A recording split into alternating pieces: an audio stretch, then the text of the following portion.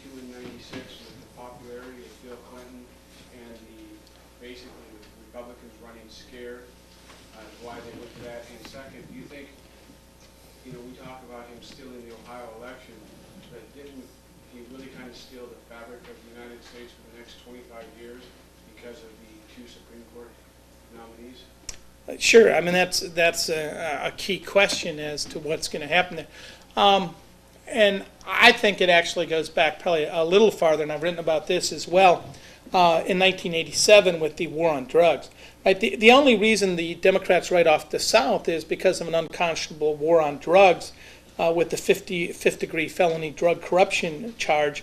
Any amount of, trace amount of narcotic, cocaine, heroin gets you a felony. And in the states of Florida, prior to the 2000 election, the estimate was 31% of black males had permanently lost their voting rights.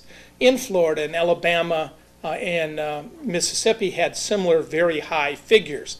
So if you begin with that massive disenfranchisement of black males through the so-called war on drugs, you have a tremendous competitive advantage. I mean, Bush would not have been president without the felony drug corruption laws, which disenfranchise so many blacks.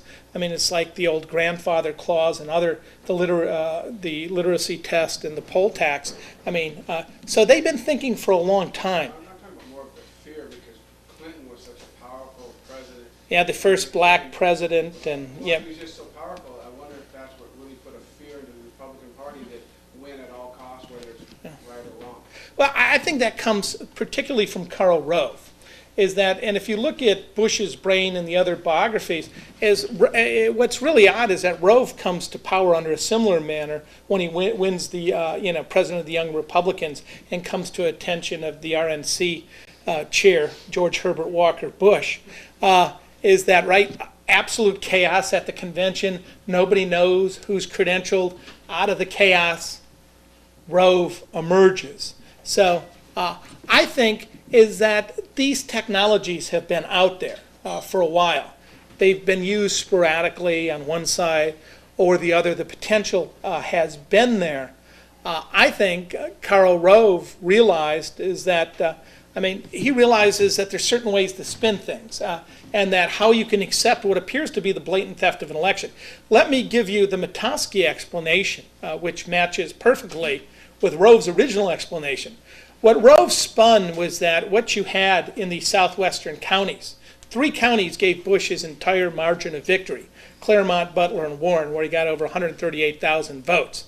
He shouldn't have got that many votes. If he'd won by 80, 90,000 in those rural counties, been one thing. But Rove claimed what happened is the greatest turnout of evangelical born-again Christians at the very last second. The problem is that none of the newspapers observed this or wrote about this. And so Matoski, on the eve... They did write about it, but they wrote about it after the fact, sure. They didn't write about it in the next day, and no one reported seeing it, etc. It's sort of like, this must have happened because because they don't want a null hypothesis. They don't want to entertain the fact that the vote was tampered with. You have the League of Women's Voters that kind of sort of suggest it, say if this happened, this, but maybe it went awry. They won't say. Yeah, they won't talk. They won't say the F word, fraud or tampering. But Matoski, he uses the reluctant responder, which is often, it's really widely discredited and has very limited application. If you're voting communist in Waco, Texas, you might not want to come out and tell the exit poller, because you might get an ass whooping. But Matoski suggests, which is laughable, that it's Republican women in heavily Republican counties only, in the late afternoon or right at the close of poll, that refuse to respond to the exit pollers. And this is a sign is that you can't find them. They're hiding in the bathroom, they're rushing by, they're hiding in the basement, they're staying inside because they fear in a Republican county, women in the late afternoon only saying that they voted for Bush. Absolutely implausible. They also want you to believe that the undecided voted went 80-20 for the president. There's a whole list of stuff that you've got to believe to accept. And he also has not been willing to release his raw data in unblurred form so we can actually test it against actual precincts. So to me, I mean, we're not going to really know.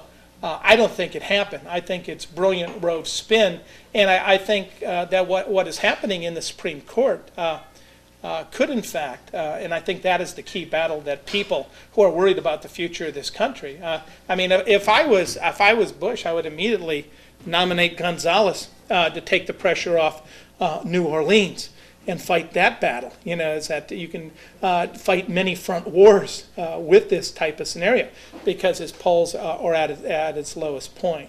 Let me come over here and then over there. Yeah. I want to come back to the exit polls that you're talking Okay. about, because my frustration is that, you know, listening to Congress hearings in December and then looking at, you know, asking Congress just to consider investigation, not a decision, Sure. just an investigation. And we got Fox or one person, which I appreciate, but it was one senator, that the only way I feel we can have a people's voice is through exit polls. And my personal experience was, I lived in Homer, Alaska, a town of several thousand people. And I didn't read the Homer News because I'm in Washington. And I was so involved with everything that was happening in the country here and working on it, that I didn't look at the Homer News until mid-December. And they happened to run an official exit poll there. And the exit poll there showed, in the beginning of the day, I mean, it was actually said, 60% carry. Well, it turned out it was 40% carry at the end. And so I'm going, in Homer, Alaska, where you can actually count every single person, but Murkowski was running at the same time. And so I'm thinking, how can we get an exit poll that would be considered an official exit poll that would be verified, because that's what's used in all Sure. to verify elections throughout the world, and we can declare an election illegal if the exit poll doesn't match the vote. As in the Here. Ukraine, sure. So that's only because I can feel like we have. And so there is a lot of complicity and complacency all throughout the state on this same issue. But my question to you, I guess, is, isn't this bigger than just addressing the voting situation? It's more about addressing the CIA and how Sure. it's manipulating our society at large at this point. Sure, yeah, really it's about the role of the security industrial complex, who has a known $43 billion budget, which would put it at the third largest military budget on planet Earth, including the 120 satellite echelon network and a variety of other things, and it grows with Homeland Security as it's integrated. So yeah, and again, a lot of the people who tend to win elections in Central Asia are former KGB agents, right? It's sort of like, as the Cold War disintegrated, that apparatus of intelligence gathering seems to have moved from defensive ideology and the Western world against the Soviets to almost a Praetorian guard for the Bush family. And you're right that a lot of things we have acknowledged, from Operation Mockingbird to MK Ultra, and a variety of those things really need to be openly discussed as we enter this information age. So I agree with you. I think they're telling me to wrap up. So if you could both ask questions really quickly.